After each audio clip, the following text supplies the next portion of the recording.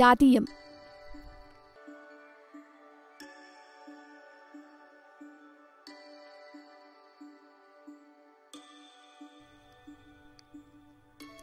స్వదేశం చేరుకున్న అభినందన్. శత్రుదేశ యుద్ధ విమానాన్ని తరుముతూ సరిహద్దు దాటి వెళ్లి పాకిస్తాన్కు చిక్కిన భారత వైమానిక దళ పైలట్ అభినందన్ వర్తమాన్ సురక్షితంగా స్వదేశం చేరుకున్నారు. పాకిస్తాన్ అధికారులు అభినందన్ను మార్చి 1న అట్టారీ వాఘా సరిహద్దులో భారత అధికారులకు అప్పగించారు. వైమానిక దళ అధికారులు, వేలాది మంది ప్రజలు ఆయనకు ఘన స్వాగతం పలికారు. పాకిస్తాన్ ప్రతీకార దాడుల్ని తిప్పికొట్టే క్రమంలో ఫిబ్రవరి 27న పీఓకేలో MiG-21 విమానం కూలిపోయి అభినందన్ పాకిస్తాన్ బలగాలకు దొరికిపోయారు.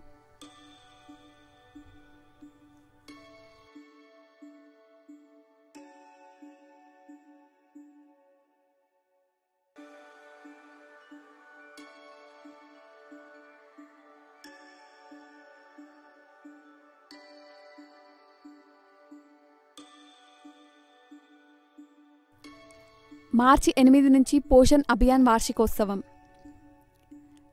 జాతీయ పోషకాహార మిషన్ను మరింత ముందుకు తీసుకువెళ్లే ఉద్దేశంతో మార్చి 8 నుంచి 22 వరకు దేశవ్యాప్తంగా పోషణ్ అభియాన్ మొదటి వార్షికోత్సవాన్ని నిర్వహిస్తామని కేంద్ర మహిళా శిశు అభివృద్ధి మంత్రి మేనకా గాంధీ మార్చి 1న వెల్లడించారు.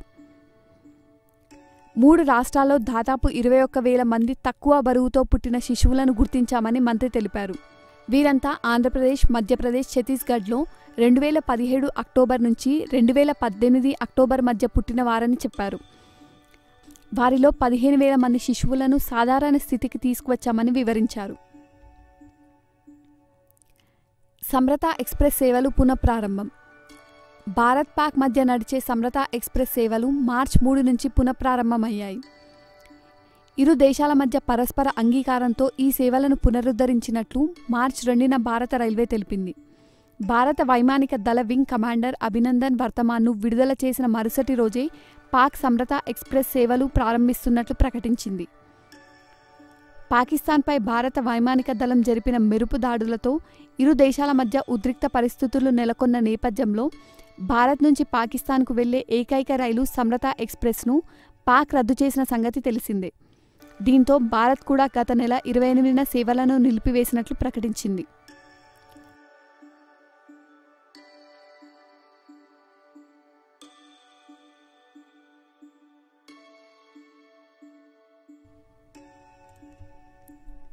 కన్స్ట్రక్షన్ టెక్నాలజీ ఇండియా ఎక్స్పో ప్రారంభం. దేశ రాజధాని ఢిల్లీలో కన్స్ట్రక్షన్ టెక్నాలజీ ఇండియా ఎక్స్పో 2019ను ప్రధాని నరేంద్ర మోదీ మార్చి 2న ప్రారంభించారు. ఈ సందర్భంగా మోదీ మాట్లాడుతూ 2019-20 ఆర్థిక సంవత్సరాన్ని సాంకేతిక నిర్మాణ సంవత్సరంగా ప్రకటించారు. గృహ నిర్మాణ రంగంలో పెరుగుతున్న అవసరాలను అందుకునేందుకు వీలుగా టెక్నాలజీని విస్తృతంగా వాడాలని సూచించారు. 2022 నాటికల్లా భారతీయులందరికీ పక్కా ఇల్లు నిర్మించాలన్న లక్ష్యాన్ని చేరుకునేందుకు ప్రైవేటు రంగం కూడా సహకరించాలని పిలుపునిచ్చారు.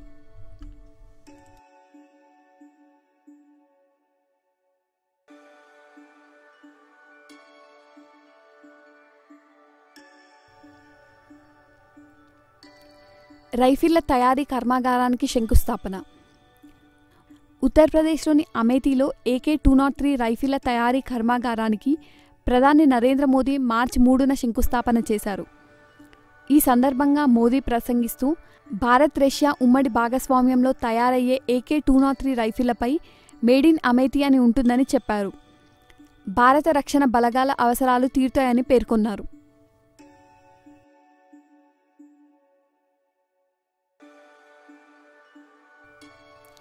ఆధార్ వినియోగ ఆర్డినెన్స్కు రాష్ట్రపతి ఆమోదం. ఆధార్ నెంబర్ను గుర్తింపు ధృవీకరణ పత్రంగా మొబైల్ సిమ్ కార్డ్, బ్యాంకు ఖాతాలకు స్వచ్ఛందంగా వినియోగించుకునేందుకు వీలు కల్పించే ఆర్డినెన్స్కు రాష్ట్రపతి రామ్నాథ్ కోవింద్ మార్చి 3న ఆమోదం తెలిపారు. మొబైల్ సిమ్ కార్డ్, బ్యాంకు ఖాతాలకు ఆధార్ వినియోగాన్ని సుప్రీంకోర్టు కొట్టేసిన విషయం తెలిసిందే. ప్రభుత్వ ఆర్డినెన్స్తో ఇకపై వీటికి ఆధార్ని వినియోగించుకోవచ్చు. ఇందుకు సంబంధించిన బిల్లుకు లోక్సభ ఆమోదం తెలిపినప్పటికీ రాజ్యసభ ఆమోదం లభించలేదు. దీంతో ప్రభుత్వం ఆర్డినెన్స్ తీసుకొచ్చింది.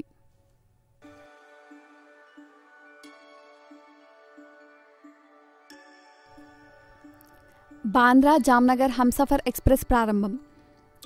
గుజరాత్లోని జామ్నగర్లో బాంద్రా జామ్నగర్ హంసఫర్ ఎక్స్ప్రెస్ రైలును ప్రధాని నరేంద్ర మోదీ మార్చి 4న ప్రారంభించారు. అహ్మదాబాద్ మెట్రో మొదటి దశను కూడా ప్రారంభించారు. ఈ సందర్భంగా మోదీ మాట్లాడుతూ ఉగ్రవాదులు పాతాళంలో దాక్కున్నా వదిలిపెట్టబోమని చెప్పారు. బాలాకోట్పై ఐఏఎఫ్ దాడి పైలట్ ప్రాజెక్ట్ మాత్రమే, అసలైన దాడులు ఇకపై మొదలవుతాయని అన్నారు.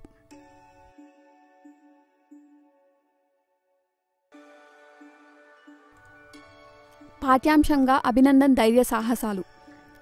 భారత వాయుసేన వింగ్ కమాండర్ అభినందన్ వర్తమాన్ ధైర్య సాహసాలను స్కూల్ విద్యార్థులకు పాఠ్యాంశంగా చేర్చాలని రాజస్థాన్ ప్రభుత్వం నిర్ణయించింది. ఈ మేరకు ఆ రాష్ట్ర విద్యామంత్రి గోవింద్ సింగ్ దోతత్రా మార్చి 5న తెలిపారు.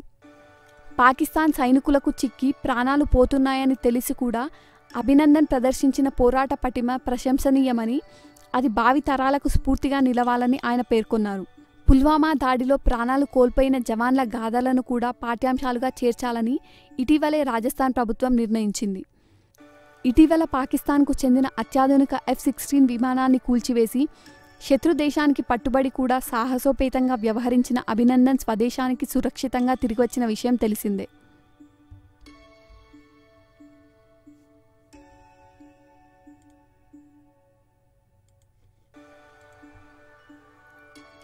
ఆర్మీ శాఖల్లో మహిళా అధికారులు. ఆర్మీలోని మొత్తం 10 శాఖల్లో మహిళలు శాశ్వత కమిషన్లో పనిచేయడానికి వీలు కల్పిస్తూ కేంద్ర రక్షణ మంత్రిత్వ శాఖ మార్చి 5న నిర్ణయం తీసుకుంది. ఇప్పటికే స్వల్పకాలిక సేవల కమిషన్ను ఎంపిక చేసుకున్నవారు కూడా పీసీకి దరఖాస్తు చేసుకోవచ్చని ఈ సందర్భంగా రక్షణ శాఖ పేర్కొంది. వైమానిక దళం ఇప్పటికే మహిళలను తమ విభాగంలోని అన్ని శాఖల్లో అనుమతిస్తోంది.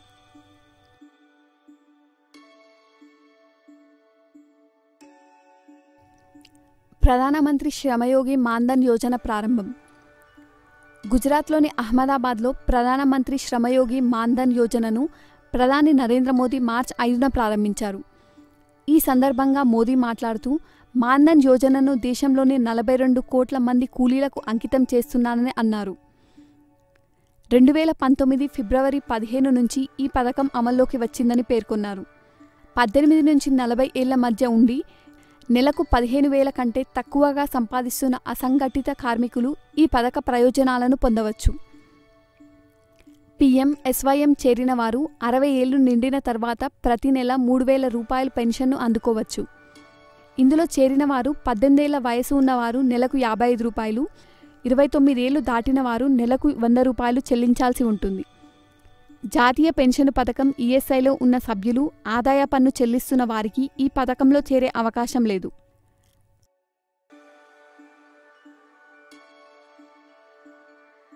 ఐటీబీపీ 53వ బెటాలియన్ ప్రారంభం. ఆంధ్రప్రదేశ్లోని చిత్తూరు జిల్లా కలికిరి సమీపంలో ఏర్పాటైన ఐటీబీపీ 53వ బెటాలియన్ కేంద్రాన్ని కేంద్ర హోంశాఖ మంత్రి రాజ్నాథ్ కోవింద్ మార్చి 6న న్యూఢిల్లీలోని CGO నుంచి వీడియో కాన్ఫరెన్స్ ద్వారా ప్రారంభించారు. అలాగే దేశంలోని వివిధ ప్రాంతాల్లో 1095 కోట్లతో నిర్మించిన BSF, CFSL, CISF, CRPF, Delhi police, ITBP, LPIA, NDRF, SSB కేంద్రాలను కూడా ఆయన ప్రారంభించారు. దేశ రక్షణలో పారామిలిటరీ బలగాల సేవలు చిరస్మరణీయమని ఈ సందర్భంగా ఆయన అన్నారు.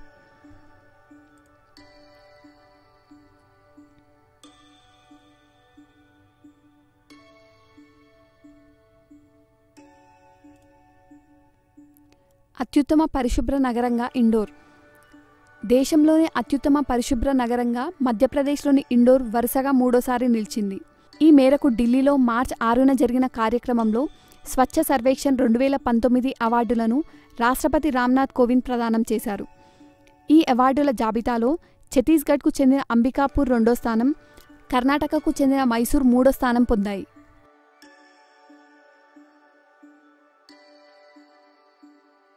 తెలుగు రాష్ట్రాలకు 7 అవార్డులు. స్వచ్ఛ సర్వేక్షణ్ 2019 అవార్డుల జాబితాలో తెలుగు రాష్ట్రాలకు 7 అవార్డులు దక్కాయి. ఆంధ్రప్రదేశ్ నుంచి విజయవాడ, తిరుపతి, సూలూరుపేట, కావలి అవార్డుల జాబితాలో నిలువగా, తెలంగాణ నుంచి సిద్దిపేట, సిరిసిల్ల, బోడుప్పల్, పీర్జాదిగూడ ఈ ఘనతను నిలబెట్టుకున్నాయి. స్వచ్ఛ నగరాల జాబితా కోసం జనవరి 4 నుంచి 31 వరకు కేంద్ర ప్రభుత్వం సర్వే నిర్వహించింది. మొత్తం 4237 పట్టణాలు, నగరాల్లో ఈ సర్వే చేపట్టింది.